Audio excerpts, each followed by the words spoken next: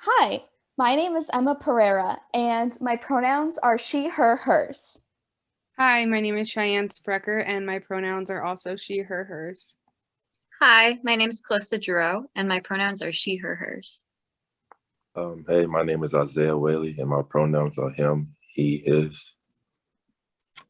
And today we're going to be talking about Feminism for the 99%, a manifesto. And we're going to talk about two theses from this book. And the first thesis we're going to talk about is Thesis 2, which is Liberal Feminism is Bankrupt. It's time to get over it.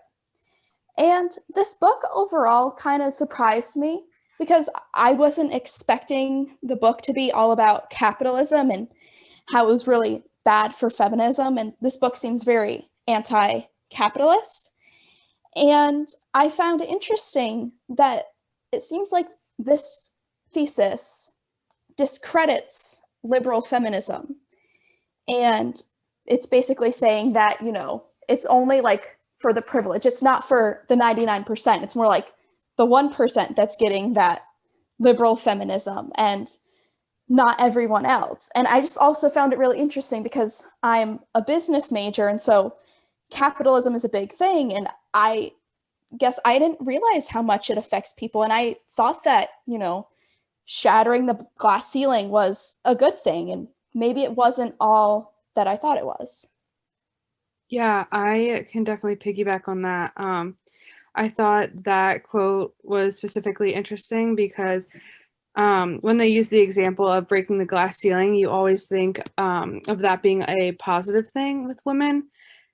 And when you talk about that, especially in this book, they explain how that leaves the females who do not have the power left to be cleaning up the glass shards. And I thought that was really interesting because that means that the women who are the CEOs and the leaders of big companies and businesses, they should not even hold those positions because that creates the power hierarchy that goes along with it. And that creates the rift in power within the women. Yeah, and I think that a lot of what they talked about in this thesis had to do with transnational feminism and the difference between liberal feminism kind of supporting neoliberalism and supporting like making sure that the global north is in power instead of making sure that globally feminism is being assisted. I also think that this has to do a lot with one of the current events that it's been happening kind of to do with how a lot of transgender women feel like they weren't allowed to be in the Me Too movement that was happening throughout Hollywood and on Twitter and everything, and they weren't really getting to share their stories. And just to piggy off, back off that, I mean, the book was completely like opposite of what I was expecting. And just like a quote, I mean, a statement that stood out to me in the book, it stated like, and by redefining what counts as work and who counts as a worker, it rejects capitalism, structural undervaluation of women's labor and both paid and unpaid. So what basically everyone was saying, like, it just basically kind of devalues the like feminism in a way, but it also like just highlights how much capitalism affects feminism as well. Yeah, and to piggyback off of Isaiah, when he was talking about paid and unpaid labor, you realize a lot of women are doing the unpaid labor, especially because of a lot of women, and traditionally in the past, have been more of the caregivers. And I feel like in this capitalist society, we don't value that as much, which is bad for social reproduction. Like, how are people supposed to be good members of society and caring and empathetic if they don't have a chance to have this really good upbringing and learn these nice values and like respecting women? So now we are going to move on to Thesis 7, which is Capitalism Tries to Regulate Sexuality, and We Want to Liberate It.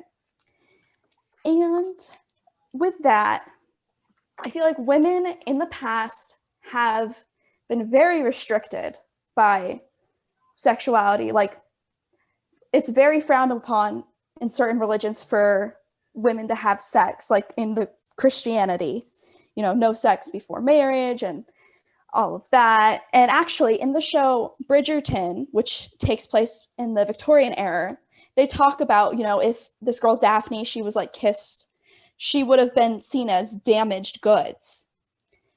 And that mindset has changed a little bit, but there's still some of that going on. And I also feel like women these days, if they have sex, they're seen as a slut. But if they choose not to have sex, they're seen as a prude. And that's really unfair for women. And also, in a more recent event, Lil Nas X has been really critiqued for his video that involves like Satan and like giving Satan a lap dance. And he's also a gay rapper, and I think he's gotten a lot of backlash because of that. So, Cheyenne. I was just gonna like continue on with that. From thesis number 7, there also was a connection with the survey in module 6 and also Professor Gurr's executive report. And basically just the thesis and the executive report and the surveys all just touched on the continuous like microaggressions that occur within the LGBTQ plus community and how they continue to this day to face gender and sexual violence as well as discrimination. And this book was written, or the manifesto was written in 2019 and is now 2021, and these events like are still continuously happening. So Yeah. And I also like its connection to capitalism and the idea of pinkwashing. The fact that companies will claim to support the LGBTQ plus community when in fact they're really not.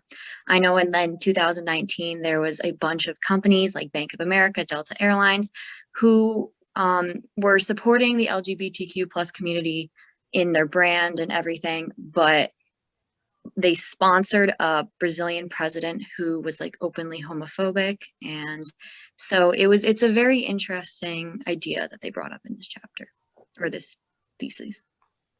And yeah, and then going off what was said earlier about how I mean, if a woman decides to have sex and how she's seen as like a whore, or if she doesn't, she's seen as a prude. I mean, I think the double standard is still like prevalent in today's society, especially because if it was a man, if men have sex, they're, I guess, considered like the true man, or you know, and if they don't, they're considered like less of a man. So I think that is still prevalent with that society as well.